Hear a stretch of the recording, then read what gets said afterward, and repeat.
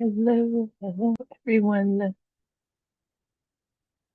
Gonna open up chat here and we're getting ready to get started. Let's see here. Let's pin my video so we can do. Boop. Here we go. All right. So we are gonna start a little bit with meditation before we jump into the class. And that will give everybody who's a little late a chance to join and give us a chance to kind of balance and set our energy here. So I'm just going to kind of get some smoke cleansing started here. We've got some fun stuff going on. And if you hi and where you're from, feel free to post in the chat. And if you haven't meditated with me, um, we do simple, easy meditations, quick and dirty. That's the way we do it.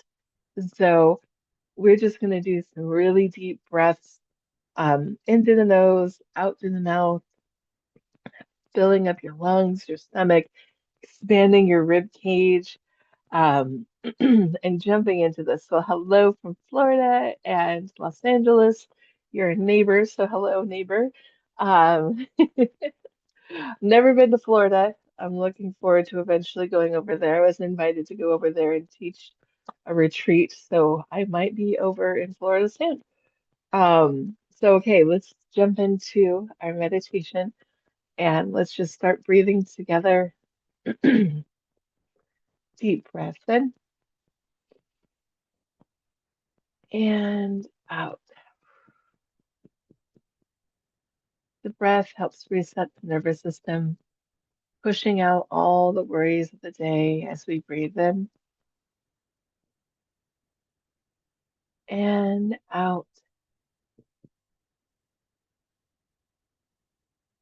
And again, in and out. And I just want you to kind of shake off your body and move all the energy for the day away from you. We want to release the stress that weighs heavy on our heart, our mind, the burdens that we carry on our shoulders for ourselves and others. During this class, the time to release,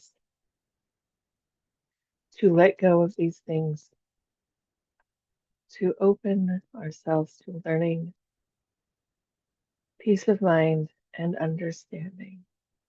Take a deep breath in.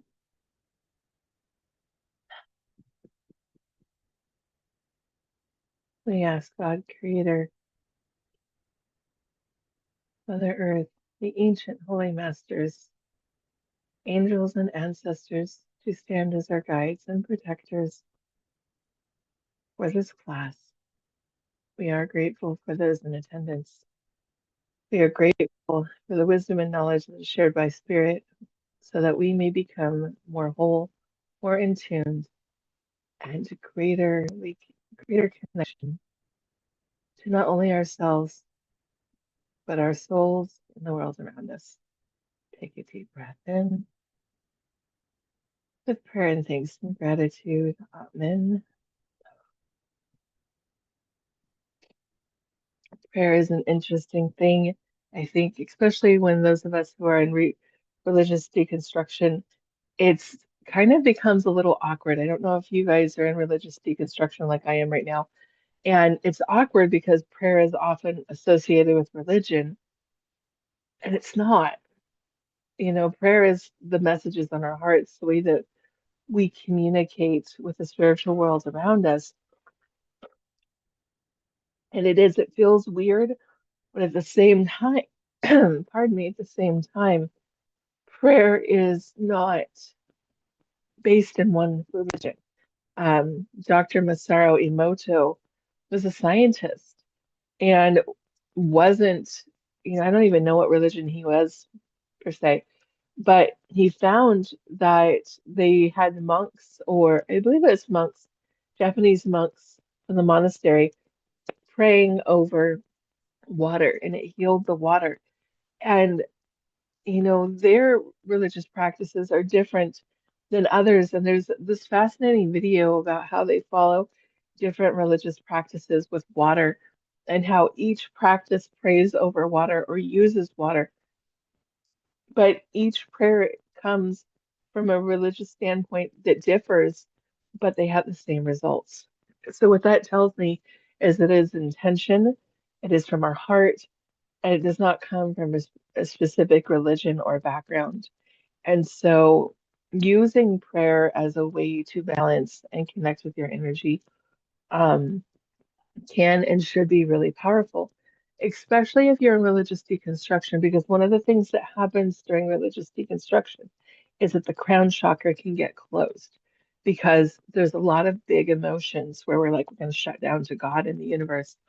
And if we are communicating with our higher selves, which is what this class is about, that crown chakra needs to be open. And if it is not open, then it makes it really, really hard to communicate with our higher selves. So, um, allow yourself to pray in your own way. And I feel that you will have a very powerful connection with that. So, that is that message for us today. Pardon me, I'm a little, but I want you to do our class, which is about becoming spirit fluent and speaking the language of our soul. And this is something that is deeply metaphorical, spiritual, psychological idea um, that has been on my heart since I started Spirit Fluent back in late 2019. Um, it is a profound state of self-awareness and authenticity and connection to your deepest essence and who you truly are. And we live in a society that demands conformity, that rewards conformity. And so we are taught from a very young age to fit into molds and boxes. And if you're neurodivergent, this impacts you even more than a neurotypical person because you have to put on a mask and pretend to be someone that you're not, completely normal, like me. And if we have traumas, CPTSD, all of these things impact us. Um, there's epigenetic hereditary things. We talk about people that inherit so-called witch wounds, right? Where their ancestors may have just been a medicine person or an herbalist, or maybe they were just a woman who had a spicy attitude and spoke out against the man who was burned at the stake. And those things ingrained on the DNA, and they make us go, I can't talk. I can't be myself. What if someone recognizes me for myself and I get in trouble for being who I am? And I can tell you personally, I have this wound. I very rarely share the complete range of my gifts and my abilities because I am afraid of being ostracized from church, from family, from people, um, from my partner. And these things can suffocate us and our ability to become spirit fluent, to speak the language of our soul, to connect to our higher selves. Because if we don't know who we are, how are we going to know who to talk to, who to listen to, what voice in our head is right and which one is wrong, right? And so a lot of this will be a process for you guys.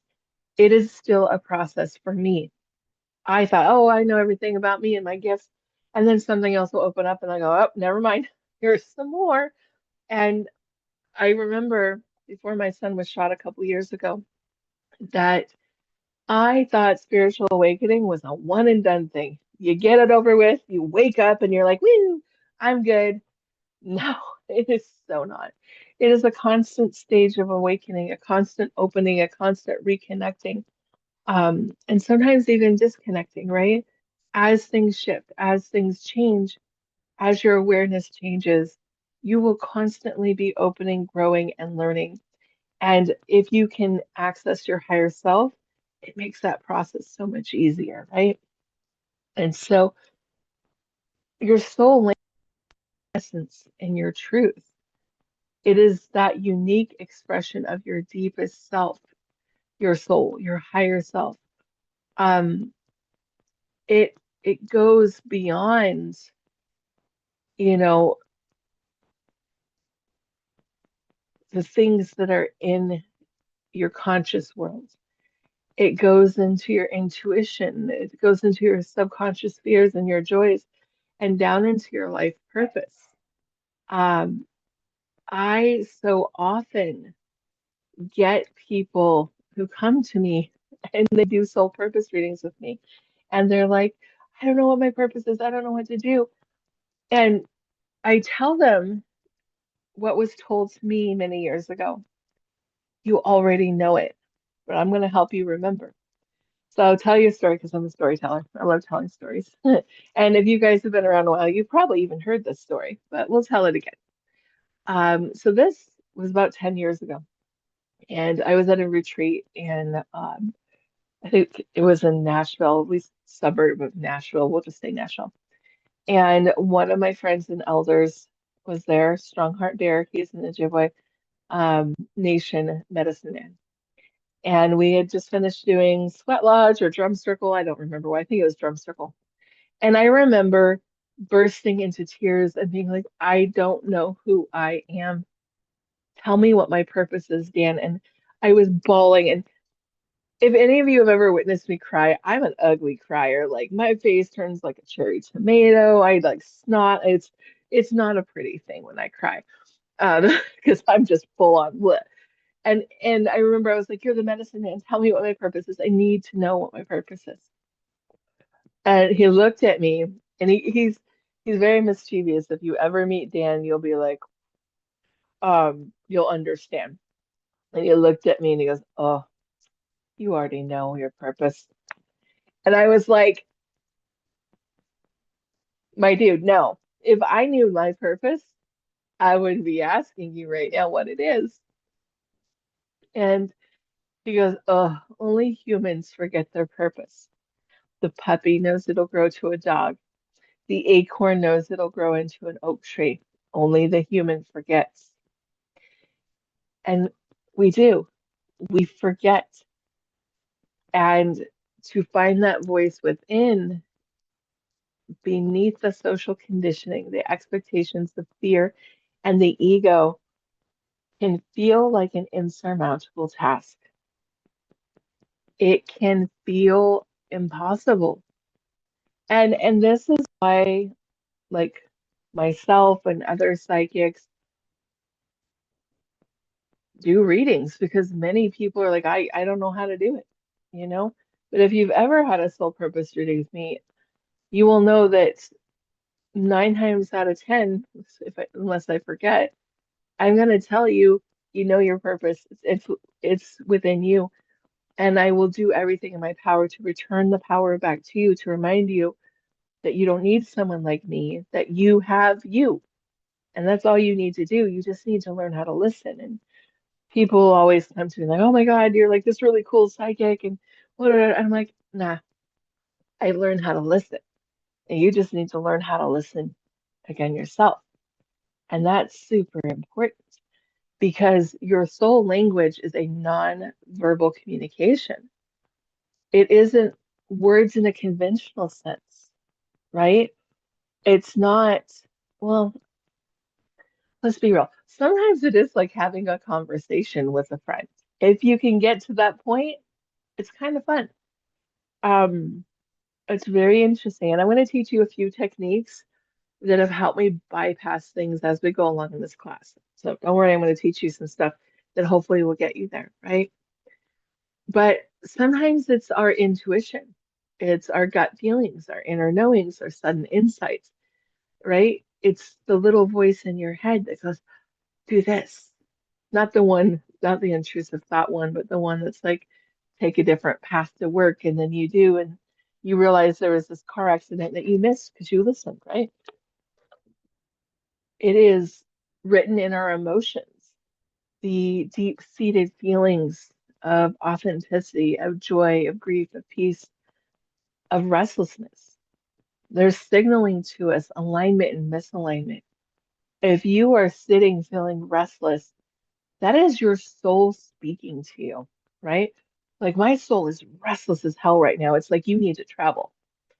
And if you don't know things about me, um, up until 10 years ago, I have never really done much by myself. I was always doing things with my husband, my kids, my family. Um, since I was like, since I met my husband, the last time I remember being on my own was when I was homeless and 15. Um, and so I have a fear of being alone. I have 7 kids. I'm not used to being alone. One of the first times I had been alone in years was when I went to that Nashville retreat. And my soul is like, travel, backpack, go out of the country. And everything in me is going, this is my subconscious. This is what stops you from listening to that soul language. My subconscious is like, fuck no. What if I go and like something bad happens to me? Or, I'm dealing with some health issues. What if I get sick and I'm by myself? All the what ifs. Like I can feel the anxiety, right? It's like my body's like, but my soul's language is go travel, girl. Get out of the country. Go write your books. Am I gonna do it? Who knows? Who knows? But it's there, right? Um, no one is perfect. No one is always going to perfectly listen to this voice, even me, right? Um, it speaks to us, your soul language speaks to you in body sensations. You guys know this. If you follow me and you've seen me do readings, a lot of the work I do is feeling. What does it feel like in my body? Is it a twinge? Is it pain? Is it an itch? Right? The physical responses, the tightness in the chest, the butterflies, the energy surges, all of that reflecting that, right?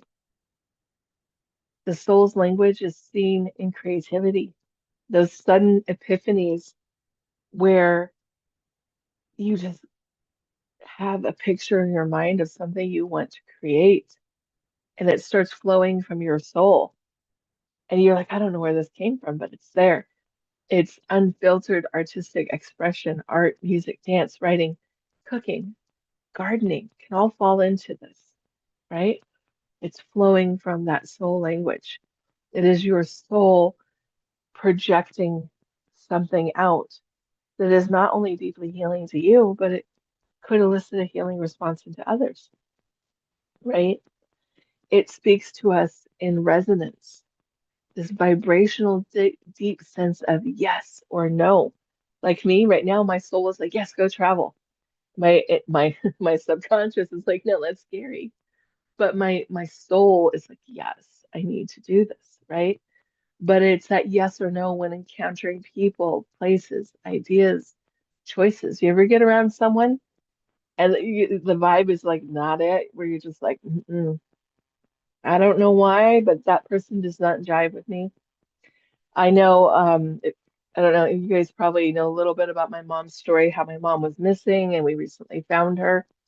When I first met the man that she married, who was like my stepdad, I guess you would call him, I was like instantly, mm-mm, don't like this man. And I would not, and I've always been like this since I was a kid. If your vibe did not match with me, I was like instantly like, nope, not talking to you. You're not my thing, right? And I would down with that, right? And it was what it was. Um, it's very interesting, those feelings. And then we've been taught to ignore those things. Oh, how can you not like that person? You just met them. How can you feel that something's off in this place? I don't know. How people have been hurt or worse when they're like, something's off. I don't like this. And everyone around them's like, oh, you're fine. You're fine. It's good. And then something bad happens and they're like, shit, I should have known. Should have paid attention. Right? Here's an example of that. My son, recently he plays football, so they're always like having meetings and stuff after school. And there was a bunch of kids, and they all piled into the back of another kid's truck, and they're doing donuts around the parking lot. Well, they tried to get my son to do it with them, and he was like, mm-mm, not feeling that, not going to do that. No, thank you. And 10 minutes later, the kid hit a curb and popped the truck bed up, and one of the kids fell out and she was paralyzed, right? My son's intuition saved him. And sometimes there are dramatic things like that, sometimes not so much, but always should be listened to because that's the soul language. Symbolism, serendipities, dreams, imagery, and narratives that arise from the unconscious to just things that come into your awareness, right? Sometimes spirit will give you signs and signals over and over and over again. Feathers, pennies, those are really common ones with people. Repeating colors, right? Sometimes if I have a decision to make, I pick a really weird random color.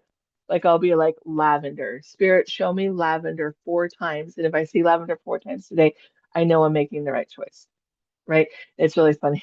Actually look down and there's lavender. And let me just show you. This is how funny it is. 1, 2, 3, 4 lavender post-its. Didn't plan this. Sorry, that was a little weird, but there you go. Spirit's like, hey, lavender. There you go, 4 times. Bang, 1, 2, 3, 4. So, I could say, oh, that was already there, but who knows? And simple as that sometimes. Sometimes it's more complicated, right? Um, there's another thing, and there's a phrase for this. Everybody remembers what the phrase is called, but there's this deep inner longing and yearning, a pull towards certain experiences, like mean travel, connections, ways of being. So I know for me, I have been pulled towards eating a raw vegan style diet for the past 15 years or more. And have I been eating raw vegan? I mean, I haven't. Now, I will say I'm talking about a holistic raw vegan diet, not the one where people eat fruit nonstop. That's not a healthy one. But when I eat that way, my body gets really healthy really quick, right? My soul knows what I need for healing, right? I am pulled to travel certain places. I don't know why. I am pulled towards Greece. I am pulled towards Hawaii. I am pulled towards Ireland and Scotland. I know why there, because that's an ancestry thing. But, you know, that's my soul speaking to me. It's like, you need to go here for a reason, right? And we don't always know why. And sometimes we have to just jump out on a wing and a prayer, right?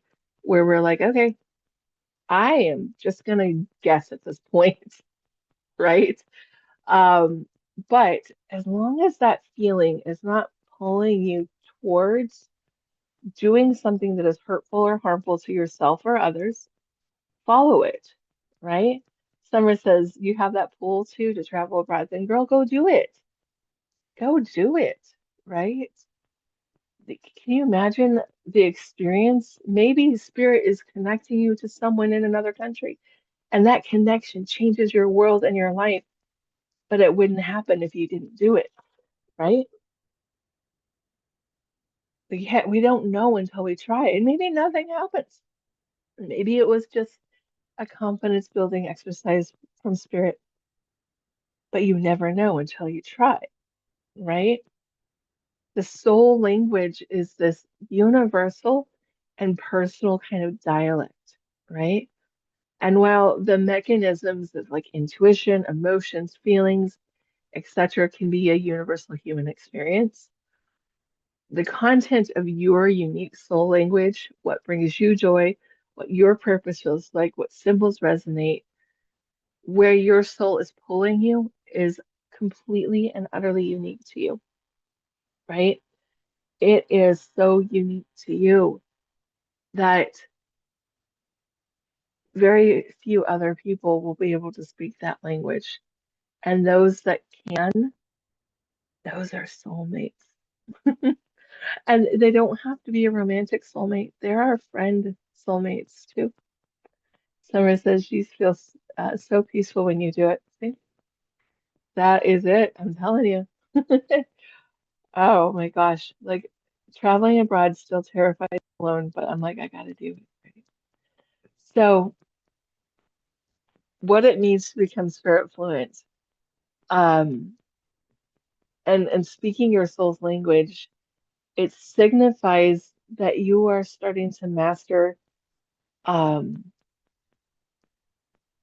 understanding and expressing that inner soul language, right?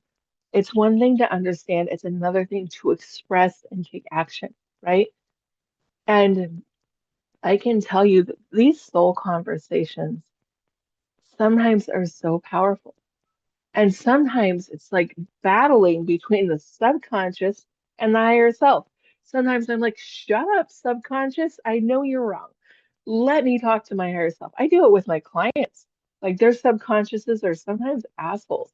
In fact, more often than not, your subconscious is going to be an asshole. They are going to be like, I don't want to do that. They're going to be like a stubborn child or a teenager. Sometimes when I work with clients, sometimes they curse at me. They do anything they can to keep the blocks up, to be stubborn, to cause problems, because they want you where you are. They don't want you in a space of discomfort. They want you in a space of comfort, even if that isn't actually a good place for you, right? So this deep self-knowledge is about intimately understanding who you are. Um, it was interesting. I just did some astrology, and you guys know astrology is not my thing. But there was astrology that is based on, now I have to remember what it was based on. Let me see if I can find my notes here. It was about my rising and my MC. So it was based on, because I'm a Leo rising and a Leo MC. And I actually went in and asked AI because I don't know a lot about astrology. I was like, if my Leo, in fact, let me see if I can pull it up here. Let me find it. So this is what I asked here is I said, if I have a Leo rising MC, and my North node is also Leo, I asked like, what do I need to know um to embody and heal my qualities, right? And I also was asking about like what's my shadow and my Saturn and my Leo. And, I basically asked it, what do I need to learn? And you can do things like this. You can hire an astrologer. I am astrology spiritual math, guys. I can't. I try. I can't. I failed algebra 3 times. It's not my thing. But um, I went in and I asked some things, and it was really interesting, especially the Saturn. This is actually something I made into my new screensaver. This is my new screensaver for myself. So I would suggest doing these things for you to remind you to speak to your soul's language. So for me, I'm working on healing parts of my soul so that I can bypass that subconscious asshole that gets in the way. And what it was interesting what the chat GPT said to me is liberation comes when you realize you are not responsible for others' reactions to your authenticity. Your worth is not negotiable. And I was like, ooh. And then it was like, stop people pleasing and uh, confront my fears of rejection, own my hidden anger and power struggles, set boundaries, all of these things that I talk to my clients about. Seek inner balance first, not external harmony. So, and this is something I teach my clients too. They're like, okay, how do I fix my life? I'm like, inward, inward, right? Focusing inward. And it's something that, I tell people to do this stuff every day, and I forget to do it myself. But I would highly suggest you find those things out for yourself because every piece of the puzzle is going to help you understand your soul's language. Your astrology is a blueprint for what you are here to learn and heal. So, for instance, I have a Pisces sun. Pisces are notoriously flaky and procrastinators. I actually do I'm not perfect, but I have gotten a lot better with procrastination. I'm like teaching myself to do things right away. I teach myself to like honor my commitments, and my life has gotten better because of it. So your astrology is part of like a major game plan. It's like someone giving you a manual and being like, these are the things that are broken. These are what you're here to learn to fix. It's like a user manual or, a study guide for a thing. It's very useful. But sometimes you also need to talk to the higher self and ask questions and get guidance on healing, right? Um, Apologies that I'm a little congested. And that's where we get that deep soul knowledge, right? We look at what are our inherent strengths, what are our recurring patterns, both the helpful ones and the limiting ones, and what genuinely brings you meaning and peace. And oftentimes, when we want to heal or change something, the answer is to do the complete opposite of what we've already been doing in a positive way, right? We're not going to do anything hurtful and harmful. That's always our line. We're never going to hurt ourselves or others with our actions, right? We learn to be attuned to listening. And I'm going to teach you guys an exercise, a little exercise with this right now. Um, because when you become highly skilled at paying attention and listening to all of these subtle signals from your intuition, your body, your mind, your soul, your emotions, you can discern that soul's whisper from the noise of fear and anxiety and societal pressure or fleeting desires, things like, oh, I should go buy a, $100,000 pickup truck. I'm talking to my dad right now. Why did you do that? I don't know. So, if you guys are familiar with the term autonomic writing, this exercise might feel familiar to you. It's very similar to that. So, these are my favorite little notebooks. I buy them by the case when they're on sale at the beginning of the school year. They're usually like 59 cents, 99 cents. I don't know. Things have gone up lately, everything. Don't quote me on prices. I don't even know how much anything costs anymore. Go to the store and eggs are like $12. $12 I was gonna say a gallon, a carton. I don't even buy I don't even buy eggs anymore. Like, new. Okay, so you get your thing and you're gonna just write, Dear me, or Dear higher self. Okay. And I would start with like one question. Like, I want to see, what is my question? I want to ask about travel to know if traveling alone, I'm already getting anxiety about this. My subconscious is already going, ooh. So you might get anxiety about these questions. Okay. And I'll tell you how you know what's anxiety answers and what's real answers. Um, is right for me in the next 6 months. And then I usually write like with love, Stacy. Okay, so I have my little letter, like I'm writing a letter to a friend, right? Thank you, friend. Then I flip my page over and I go to the back, right?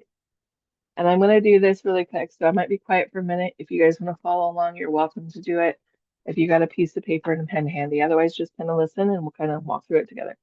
So what I'm going to do is I'm going to just sit here and say I'm connecting with my higher self, my ultimate soul, the eternal spiritual being that is me. I release all fears, anxiety, and subconscious blocks as I only receive.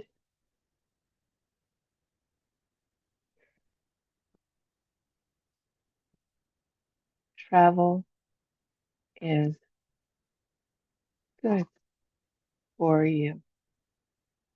It gets you out of the space of repeating cycles and boredom.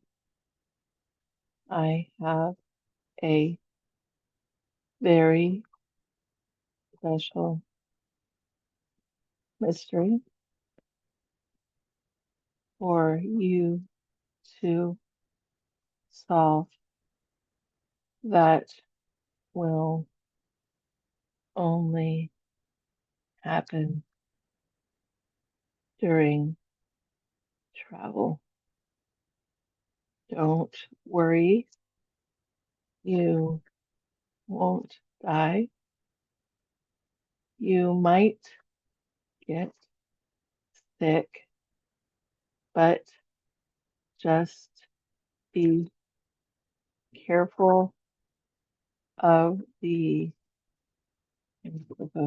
food and water you consume. Okay, next, book your tickets abroad on July 3rd for travel in the beginning of August. Go to Greece first. And it's like, okay, that's all. Okay. So I want to show you something. Oh, I don't know if you can see this. This is pretty messy writing, right? It's kind of almost illegible. So this may be the case for you. So this is why I always suggest grab your phone, turn on your recording, and speak as you write. Because otherwise, you're gonna get this and be like, what the fuck did that just tell me to do? Right? Because it's like, okay, you know. And it's interesting that my subconscious like go to Greece because I was actually planning on trying to go to Costa Rica, which is like a 5 hour flight. It's closer flight, and I wanted to like get my feet wet and go like a little closer first before I went like really far. So will I actually listen to this? I am unsure. But it was really, and sometimes it'll be really specific about dates. Sometimes it won't. Right? So it's like book your tickets on July 3rd. And then it says for travel the beginning of August. It didn't give me a specific date for travel, just to travel at the beginning of August in Greece. So we shall see if and when that happens. I don't know. But that is how we write letters to our soul. That is one way, an easy way to start that communication process because it's a physical aspect, right? If you start feeling really blocked with your paper, and start scribbling and just scribble until you find that your body goes naturally in a loopy. See how it starts to loop? Oh, hopefully you can see that. That's okay. Hold on there. See how like I went scribble and then all of a sudden it started looping when you just feel like you can naturally draw a loop. That's when you know you've kind of cleared out some of the energy. So you could do that. I don't do this. I used to a little bit more than I do. I don't really do this much anymore because I've kind of perfected my own way of doing it. But again, it's taken me like 10, 15 years to get to that point. So don't feel like you have to get to that point right away. Don't get on yourself for like making mistakes. Mistakes are great teachers. The only mistake is not trying. Okay. Um, so speaking in the soul's language can be this listening and this paying attention from the soul through that autonomic writing, like I just showed you, right? We can master this, but sometimes it's a lifetime of lessons, right? Um, when we become deeply self-aware and develop this deep self-knowledge, we become in what's the word? Um, Intimately connected with who we truly are, our strengths, and all of those things, right? That attuned listening, that whisper comes, right? Authentic expression, right? Uh, the word authenticity, I have a love relationship with it. I feel like it's really overused, especially in the spiritual world. Oh, let's be authentic, authentic, authentic. But It's interesting. I was Googling and I was like, what is another word for authentic? Because I really am tired of authentic. And none of the other words seem to fit right. But I will say that when a coach told me I needed to be authentic many years ago, I thought that just meant curse words and wearing tie-dye, right? And I have recently discovered that being authentic is much, much more than all of that, right?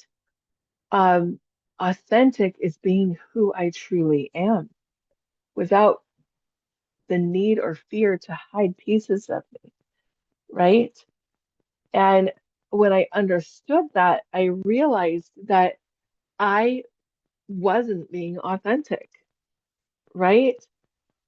Being authentic is not feeling like I have to dress a certain way or act a certain way or make sure that my makeup and hair are done just right before I make a video.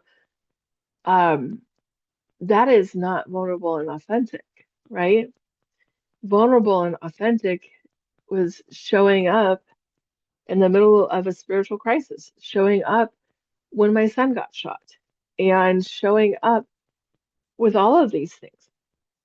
Um, Even when the messy parts of me and my life were actively repelling and still probably are most people in the world because they're like, "Woo, girl, you just kind of, leave you over here because my energy gets a little intense, right? There's drama. When your life has drama, very few people want to be a part of it. Very few people will stick around as you work through your own mess. They're always here for the aftermath, the glow ups, right? They don't want to see you sweating at the gym. They want to see how you look after. And then you could show the pictures like, look where I came from. But most people aren't there for the process. And that's okay, you know, because the more people that are around you during that messy process, the more that you're going to feel like you have to show up in the different, inauthentic way, right? And so you can show up half-assed and messy, and I suggest that you do, right? You express that authentic part of you. Live and act in alignment with your inner truth, with your choices, with your work, with your relationship, with your creativity, who you are at your core, not who you think you should be or who others tell you you should be. I went to a high school reunion this weekend, my 30th. I'd never been to one before, and I probably will never go to another one. That was awful for many reasons. But there was a girl there that I was friends with in high school, and we were really good friends. She was a bridesmaid at my wedding. And I had forgotten why we had stopped talking, and she reminded me that it was because she had basically said it was me or her. I just burned my dress with some sage. Whoops. Um, Anyways, it was basically she didn't like one of my other friends, and she was like, "It's her or me." Hmm.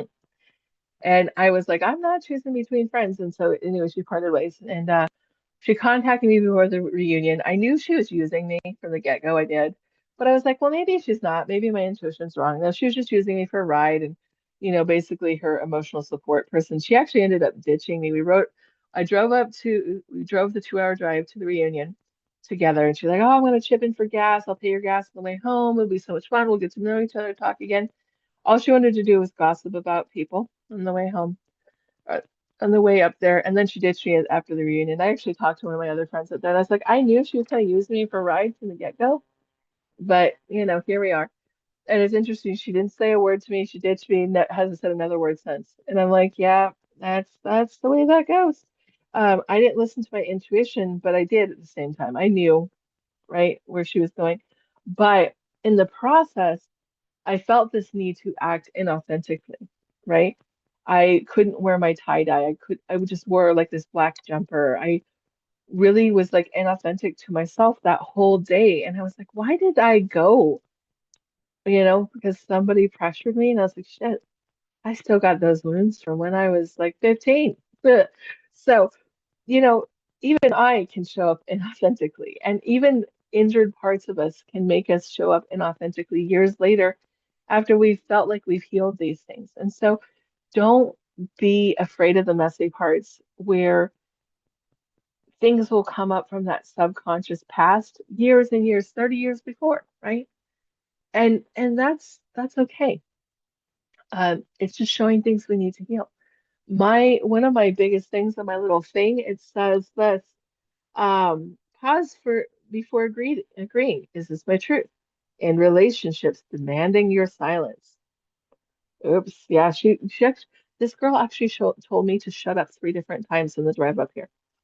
Um, right? Set boundaries. Say no to self-betrayal, even if it causes conflicts.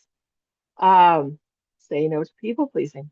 All of these things I did all over the weekend. And it was really interesting that only one person from high school kind of knew me and knew what I did on social media. And she was so excited to talk to me and hear all the stuff I had to say. And she was like, oh my gosh, it was like she like wanted to take pictures and she was super excited, right? And the other people had no idea what I did for work and like this. Anyways, I'm rambling with trauma dumping. Apologies. But it was just really interesting. We'll just leave it at that. Very interesting. So, um, it's very interesting how our authentic expression can be derailed even when we think we're on a healed process. And this is my point with that ramble. My point is that sometimes you will be pulled back into an inauthentic expression of yourself. You will be triggered back into being what you know you're not.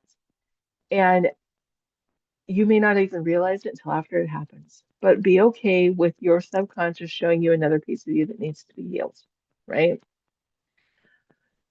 Integrity and congruence. When there is harmony between your inner world, your beliefs, your values, and your outer world, your action, words, and lifestyle. When you feel whole and undivided, right? This is something I am still working on with the congruence. My inner world and my outer world don't always jive. I always say, like, I'm the hypocrite. I will tell you to go meditate and journal. Do I meditate and journal every day? No, I do not. I will tell you to go eat healthy as I'm eating French fries talking to you. And I'm getting better. I am healing that part of me. But that is when you know you're speaking your soul's language, when your inner mind, your inner urges to improve, to be better, to do things like meditate or bare, bare minimum brushing your teeth, things like that. Like you're subconscious, like go brush your teeth, girl, you haven't brushed your teeth. Okay, cool. Right? When your actions meet up in the middle, that is not when you know you're speaking your inner soul language. Trusting the inner guidance, relying on the inner compass as your primary source of direction, even when it contradicts external logics or expectations, right? You have faith in your inner wisdom, right? So we talk about me, we're like, where my soul is like, go travel. And I'm like, I am almost having the faith that I can do this. Almost. But most of me wants to go, I need a travel buddy. Somebody come travel with me so I don't need to be alone, right? I don't totally have faith in that. I don't totally trust yet. That's okay. I may not. I might get on an airplane that's bound for Greece and go the whole way there. I know I'll be fine once I get there, but it's okay. Sometimes we kind of have to take that little leap and go try something, right? The spirit fluency, the speaking the language of your soul creates a meaningful connection. It leads to a deeper and more authentic connection, not only with others who are also on a path of self-awareness. And this is a really interesting thing. As you shift, as you start to heal this, you are going to see people move out of your life. You are going to see people who are going to fight you to stay the same. That high school reunion, that one girl, she was like fighting to try to make sure that I was still the same person she knew. And I was like, I'm not the same person you knew. I'm not the broke, pregnant 17-year-old anymore. That's not me, right? But she expected that to me. She's like, don't worry, I'm a lawyer and I brought money to pay for both of us. And I was like, girl, I'm cool. I don't need you to pay my way, right? And I think it was interesting. I think that's one of the reasons why she did chip in for gas because she like realized like I didn't. need her. And she was one of those people who's like, I need people to need me because then I'm in control type people. It's really interesting. But you'll see people shift out of your life, and you need to be okay with that. If people disturb your inner peace, disturb your healing, those are the people you need to cut out of your life. I'm just saying, right? This person, after the reunion, I'm like, yeah, we're done. Like, I am not with her anymore, right? I respect my peace too much. Um, and you will be able to do that and be like, yeah, no, I recognize the person no bueno. And you'll make more authentic connections with others who are also on that path to healing, who are up leveling their energy per se. It's really weird. I don't like to say that someone is energetically better or worse than someone else. We're just at different vibrational levels, right? I mean, my vibrational energy over 2 years is down like here, right? Very few people match with that vibrational energy and that chaos. And as it's starting to come back up where it was before, as I'm starting to heal, it's interesting. I'm starting to see people from the past who faded away coming back in, and people who had come back, who had come in during crisis start to fade away. It's very, very fascinating to me. Very fascinating. So you will notice that too. Um, so just be aware of that sense of connection to something larger than just yourself. It's to nature, to the universe, to spirit, to life itself, and sometimes to even people. And I will say that sometimes your soul will be like, I need to connect with this person. And you'll find out that it wasn't that great of a connection, but you learned something so powerful, the connection was worth it. So be open to connecting with relationships and learning. Um, your soul language will bring resilience, that inner peace, understanding that your core self provides a stable anchor, that higher self is your anchor, right? That it is always there. Sometimes you have to break through your subconscious and your fears to access it, but it is always there and available for you. And challenges are met with greater wisdom, knowledge, resilience when you know who you are and what truly matters to you. And you know this when you're able to connect to that soul language in your higher self. There's an underlying sense of peace and acceptance where you're just like, yeah, I'm cool with whatever happens, right? And so, now we kind of get to the point of the program where we're really like, how do we learn this language? How do we become spirit fluent, right? I mean, we did a little exercise where we kind of talked about this spirit journaling, these letters, right? And that's great, but really, how do we get this deep connection, right? And there are common things that can help us get towards connecting to our soul. Journal, meditation, mindfulness, therapy, shadow work. All of these things can do that, right? There's listening practices, and we're going to do one of these today through a meditative practice. To me, meditation and a very specific way to meditate is a really fast way to do this. And I'm going to teach you guys my specific way to do this, but change it up however feels right for you. Okay. Um, Creative expression brings that soul language forward. Even if you are not an artistic person or a creative, you can still do creative expression. You can do scribbling, like I just showed you.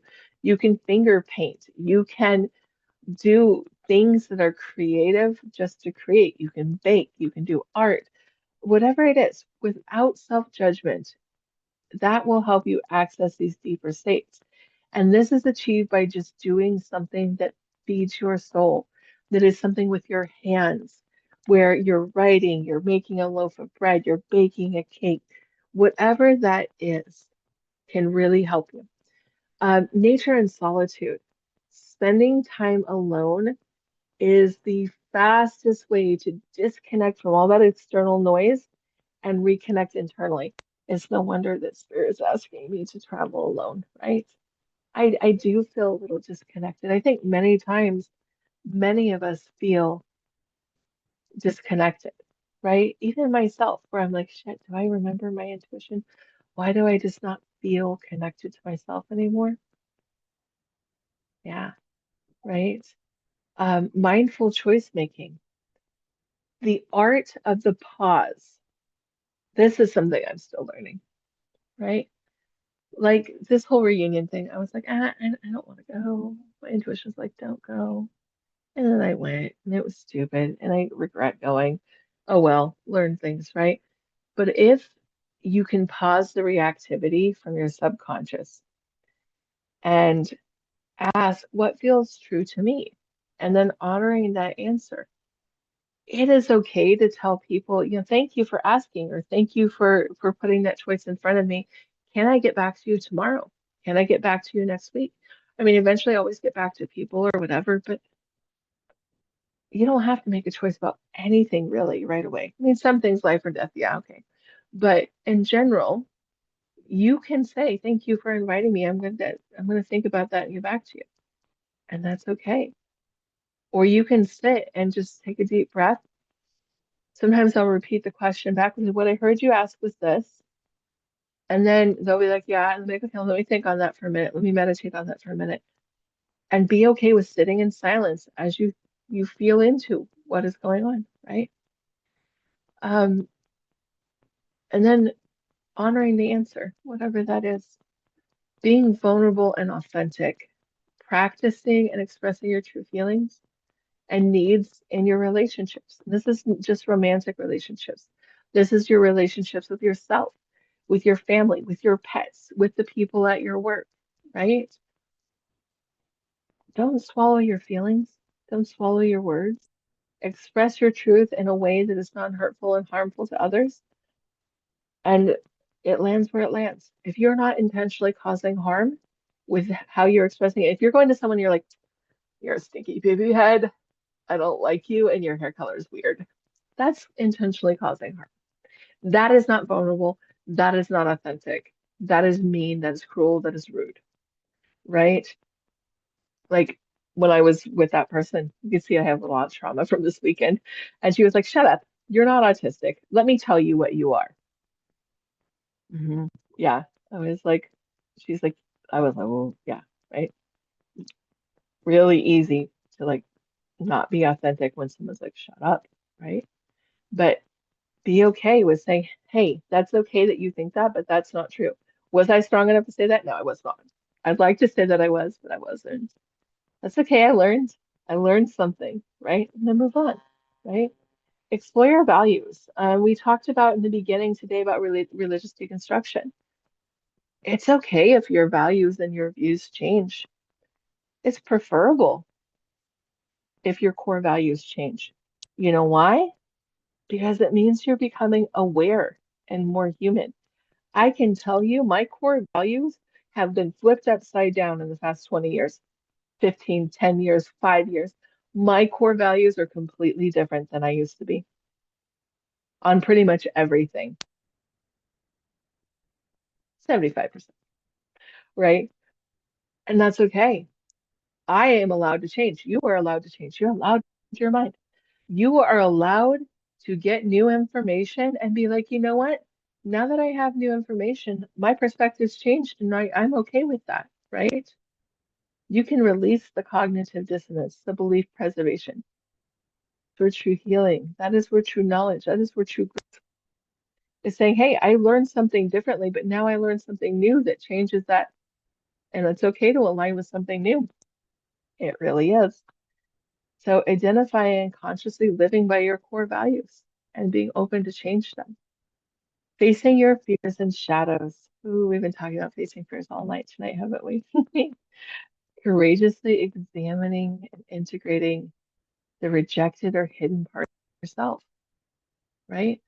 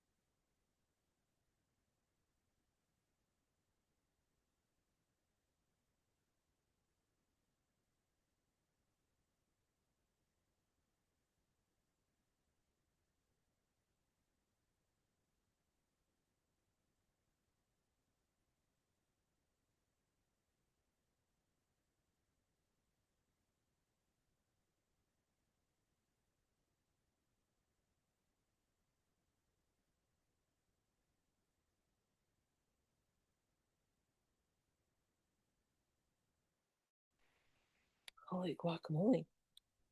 We lost some stuff.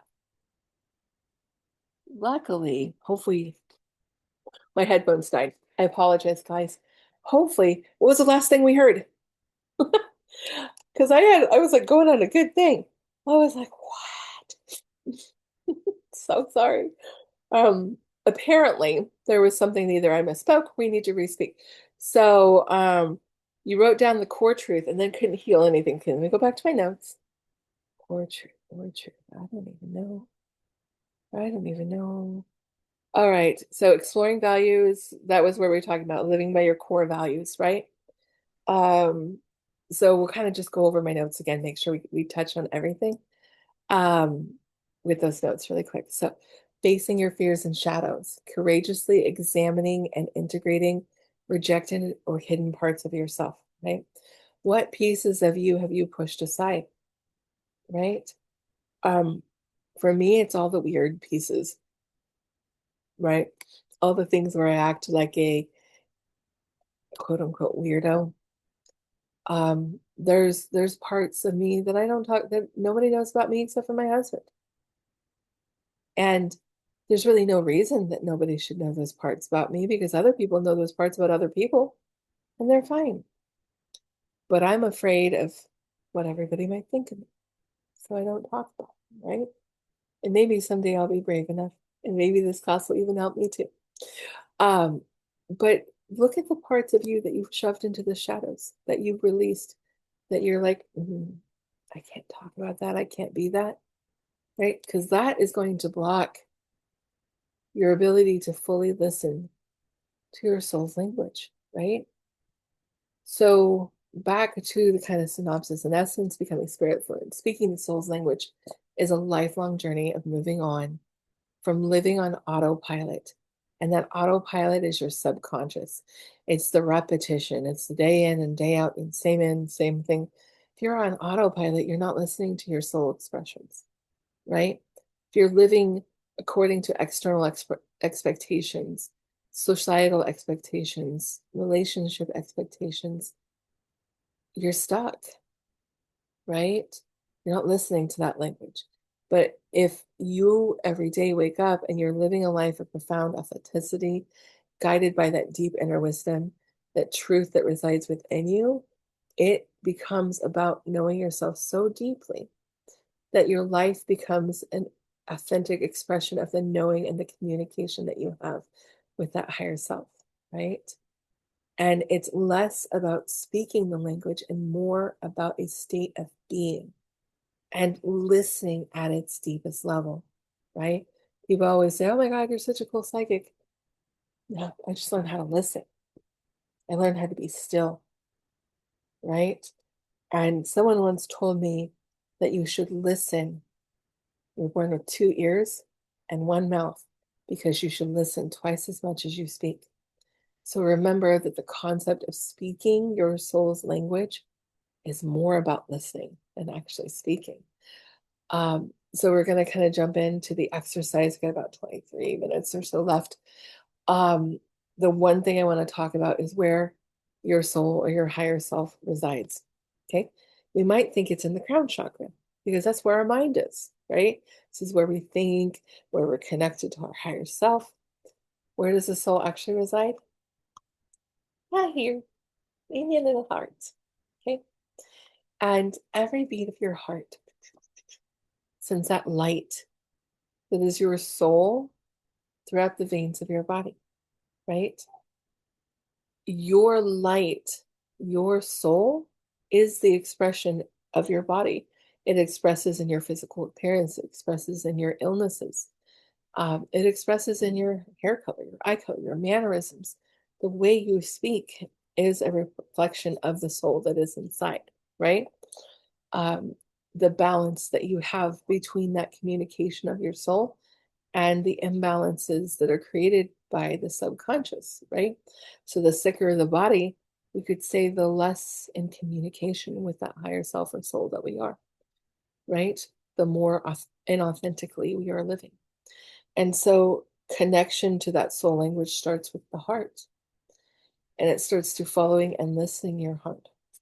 Now, your pointer fingers, and yes, I broke a couple nails. They're press-ons. They actually stayed on a week. I'm telling you, it's not bad for like $3.99. Way better than $100 at the salon. But I digress. These are your heart chakra fingers. So these are throat chakra, solar plexus, sacral, and root. Sorry for flipping you guys up. These are heart chakra fingers. So one of the things that you can do is literally touch the center of the palm of your hand, right hand to left. I want you to try this and just breathe.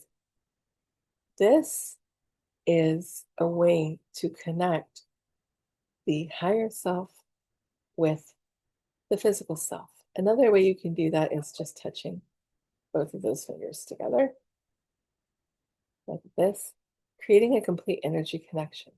Sometimes I will even do this to open up my inner knowing, connect my heart chakra. You can do either finger. Some depends on what energy you're in. If you're in masculine energy versus feminine energy, one side might work better than the other. So just play around with what feels better to you. But what we do is we take a deep breath in and we set the intention. I am listening to my higher self, the eternal soul, the energy that resides within. Okay, so try this with me. It's palm to finger and just breathe. I want you to notice if you feel anything. You could feel nothing, right? Like right now, I'm really kind of not feeling much at all. That's okay. It could be an instant connection to where you're like, oh, I'm connected. Oh my God, I'm hearing stuff. But this is at least one part of how we can connect. So you might get something there. You might have to continue a little bit more. So we deep breathe in. And we're going to go through a meditative process, keeping your finger on your palm, or you can touch the center of your eye at your third eye. If you want, you could do your hands to chest. I want you to feel what feels comfortable to you, but something where we're connecting to the heart chakra. Hand to the chest, finger to the palm, heart chakra finger to the forehead. Try one of those, whichever one feels best. We're going to just deep breathe and go back into a meditative state. Meditation is not about being perfectly quiet or still. It's not about achieving nirvana. It is about bypassing subconscious, moving around the external noise, moving around the external thoughts, the distractions, and going into the center of peace. So as you find your center, I want you to just deep breathe.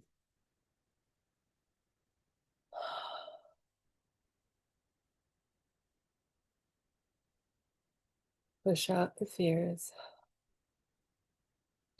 push out the anxiety. Allow yourself to be in the state of being.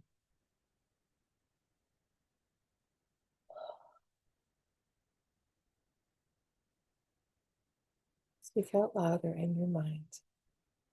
I allow myself to connect to the higher self, the soul that resides within my body. I ask for fearless, complete, unbiased, and perfect answers that are aligned with my soul and my highest good. Continue to deep breathe, and you can speak the words highest self, highest self, highest self. You can speak the word soul, soul, soul. Or you can even say me, whatever works. Just breathe into by yourself. Soul, soul.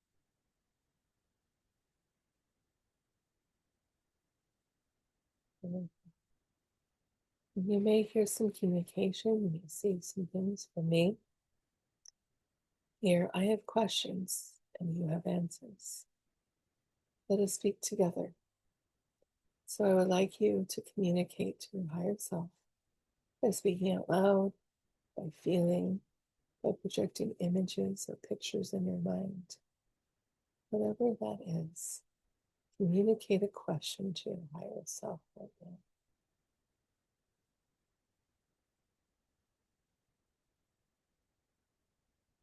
And I want you to ask the question, And I want you to pay attention for the answer.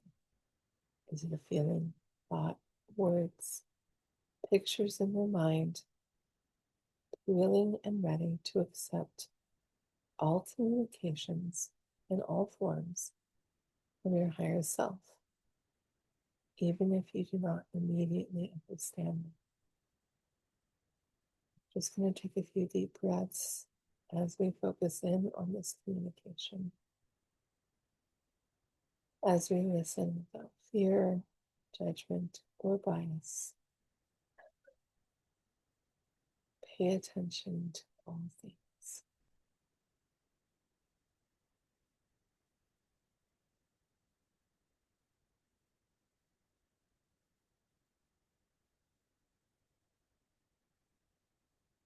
Take note of your answers. Take note of your sensations.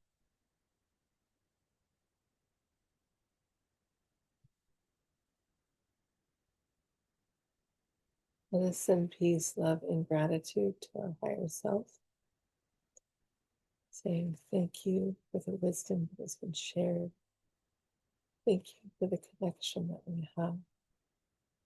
Thank you for allowing us to receive, for their light, wisdom, and knowledge and truth. Deep cleansing breath in.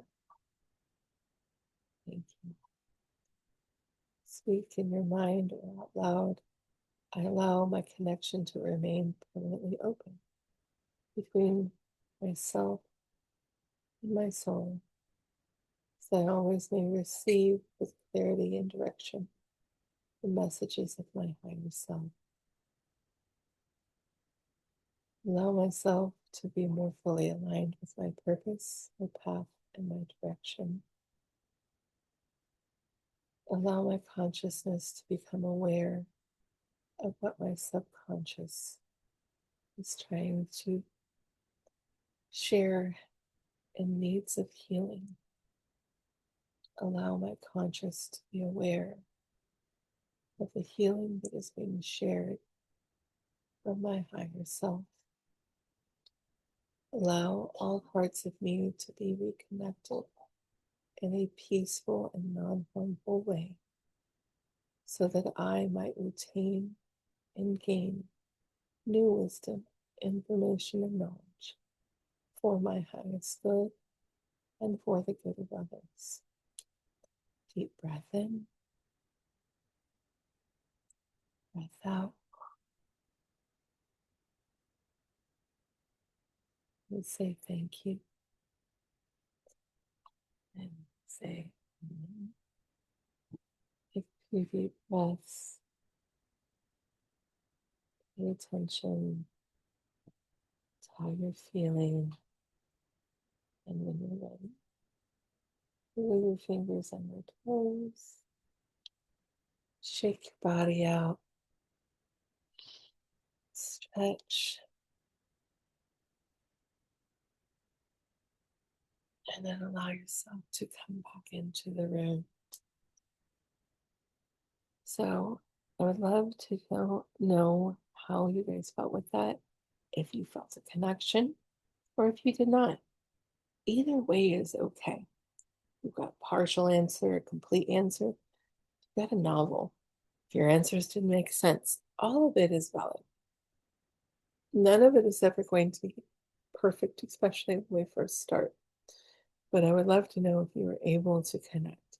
You could feel a core truth, if you could feel a tingling sensation. Maybe you just saw a little light and you heard nothing. Maybe you didn't get anything at all. And all of those experiences are okay. The first time I tried to connect to my higher self, I was like, that didn't work. That didn't work at all, right? The one thing with intuitive work and connecting with your higher self is that the more will that is put into it, the more like, I got to do this. I need to do this. I really got to do it. The further away you're going to push it.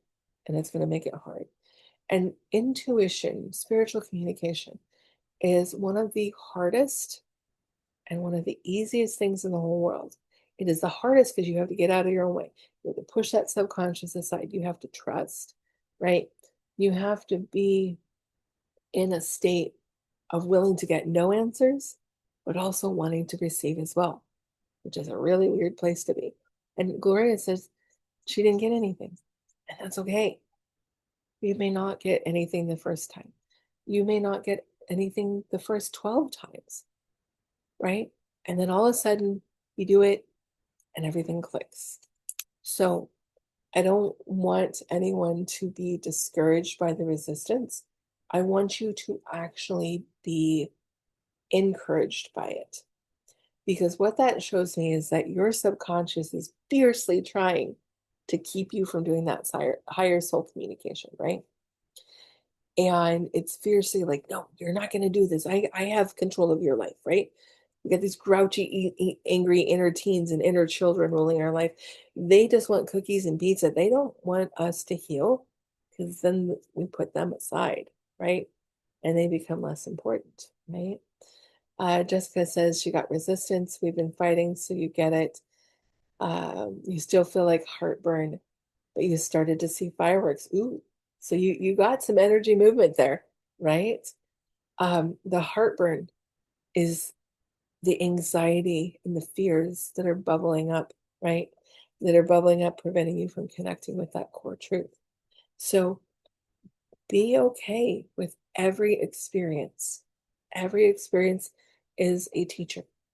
I have said this in my intuition classes many, many times. The first intuition class I went to, I was dead freaking wrong the whole night. Couldn't get in connection. Wasn't picking up anything correctly. My husband, same thing. For years, he's like been trying to develop his intuition. Then all of a sudden at medical school, of all places, they were teaching this intuition class and he connected and he was right on the whole time. It was, came home, he's like, look, I did it. Like I've been trying to teach him how to do this shit for like 5 years. And then he picked it up with someone else. I was like, what? My ego was like, what the fuck? I'm supposed to teach him, but someone else did, right? So, you know, these things are very interesting. Let's see. Jessica says, I feel like they've been hijacking your gifts. So I told them they can keep them. And then I got an email for this class. So I know it's my higher self trying to get my attention. And that is exactly what I'm talking about right there. You did what I was just talking about, where we are willing to learn. You wanted your gifts. Give me my gifts. And then finally you're like, fuck it, whatever, keep them. I'm done. And then all of a sudden the class comes in and you're like, oh, that's it. There we go. Right? That's the moment. Those fuck it moments. I'm sorry for cursing if you are offended. You probably won't be offended by that if you follow me, but it's those moments where you're like, fuck it, screw it, whatever happens, happens, right? My husband, prime example. I had this vision that I was going to marry this man with dark olive skin, dark hair, and light eyes. I started dating every man that fit that description. None of them worked. I was so frustrated. I was finally like, fuck this shit. I'm done. Mm-mm. I was like, I went to God. I was like, hey, God, if you have a soulmate for me, bring him here. Because otherwise, I am done. I am not dating ever, ever again. Right? 3 months later, I met my husband. We have been inseparable ever since. We met in 2000. We've been married 24 going on 25 years at this point. Perfect relationship? Probably not, but here we are, right? And it was all because I released the resistance. I released the need to find that perfect person, right? And sometimes we need to ask for deeper questions. Sometimes we ask for guidance, and sometimes we need to let go, right? Be willing to receive and be willing not to receive. And it is in the space in between those is where you find your answers. Jessica's like, it's okay. We can all curse for adults, right? And we talk about being authentic, right? Learning to surrender. I love that. Yes. And it is surrender, right?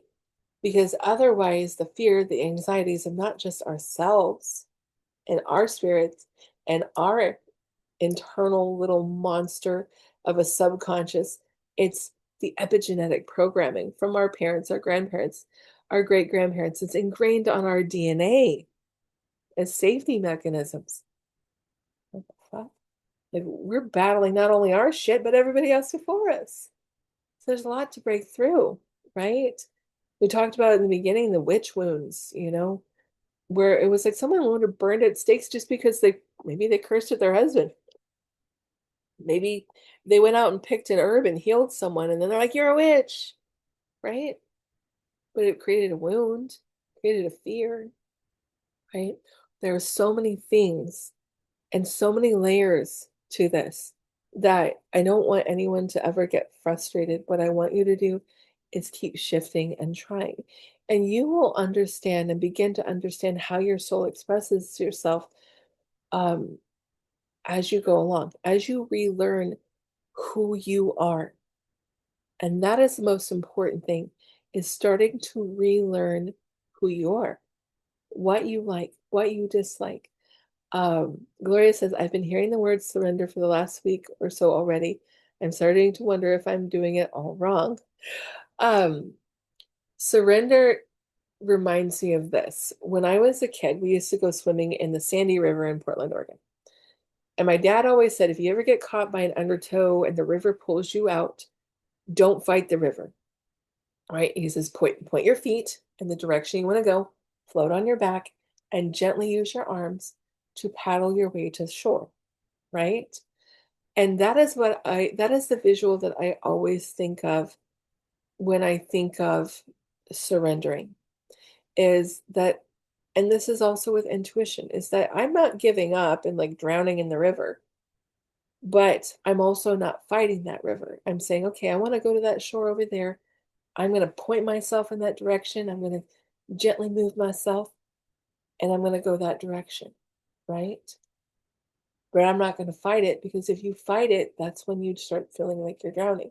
That's when you start self guessing, second guessing, all of that stuff. And I would like to add to the word surrender the word release, right? For me, that has been my word since I was young. I remember I used to have panic attacks and I'd lay on the couch as a single mom and I'd try to break through all these intrusive thoughts and access my intuition. And the word that worked the best for me was release. And I would literally sit there and I go, release, release, release, release, release, until my mind got clear. Sometimes I go blank, blank, blank, blank, blank. Or I think of like the color white, white, white, white, white, white. Because to me, white is like a really clear, like there's no color there. It's like an absence of color. Right. And those things really helped me. You can try things like that. You will start to learn as you lean into this, like someone floating down a river, of what works and what doesn't, right? Um, and so it is that process of like, I know where I want to go, but I'm not going to fight it or like force it, you know? And I learned this lesson very strongly. And then this is kind of the story I'll leave you with tonight. So you guys may or may not have followed my little experience where we moved to Seattle and then we moved back to Arizona. Now, in the process, my intuition was like, hey, girl, your husband's going to get accepted to medical school and y'all are going to move to Seattle. And I was like, cool, I got you, Spirit. And I just left it at that. And I was like, cool, I'm going to go. I'm going to make sure we move to Seattle. I'm going to start packing my house, cleaning things up, working on everything, looking for a place to rent, all of that stuff. Because, intuition told me that. I felt it in my soul. My soul's language was like, yeah, you belong up there. That's going to happen. Okay. So I did all these things. Never once did I ask my higher self or spirit when, how, what did it look like? None of this. Never once did I ask. And so we moved on my timing, not spirit's timing. And it turned out to be a minor disaster. And we ended up moving back. And I learned that I had not gone through a complete period of releasing. I had not fully let things go. I had run away. I had not listened to spirit's timing. I worked on my time, right?